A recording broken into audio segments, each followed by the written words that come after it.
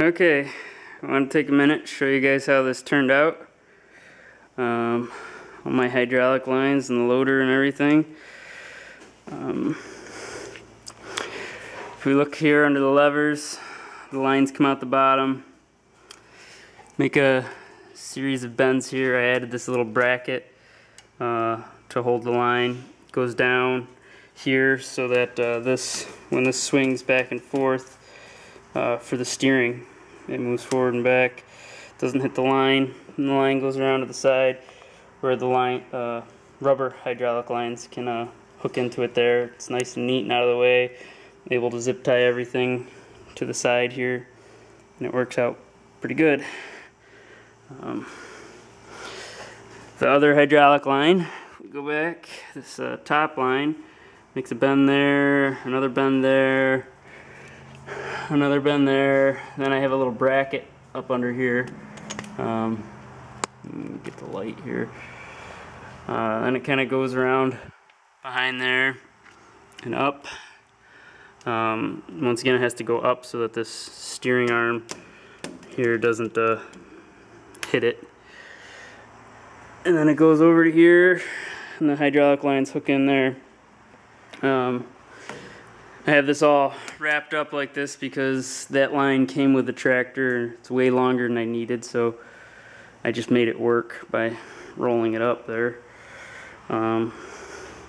These other lines all go in here pretty good and have these covers on them to protect them where they rub.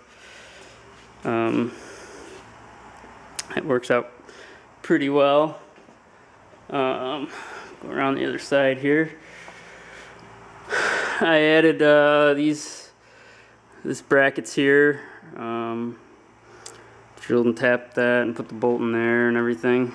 The sleeves on here so where they rub and everything doesn't wear them out.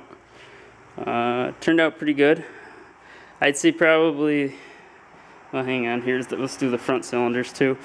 The front cylinders turned out pretty good too. I put the clamp here to hold them coming over. They get reduced down from the 4 lines and the 2 lines here that run out. Those 2 lines go all the way along the arm here, down, back through here. And I took out the fender bolts here. I don't know if you can see it or not, but I took out the fender bolts and I added longer bolts. And then to hold them, I added those brackets in there too. Then it comes around here and plugs into the back. Works pretty good. Probably the biggest disappointment in the whole thing is that it doesn't pitch back. When the bucket is all the way down to the ground, as you can see, the cylinders are just about all the way retracted there, and we're just about level. So the bucket does not tilt back very much.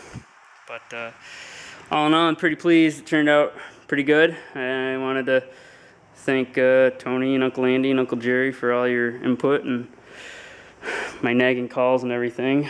I also flipped these wheels around so that they're dish out, which makes the tractor a little narrower.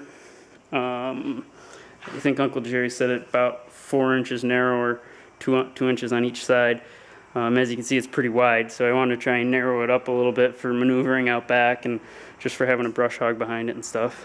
But it worked out pretty good.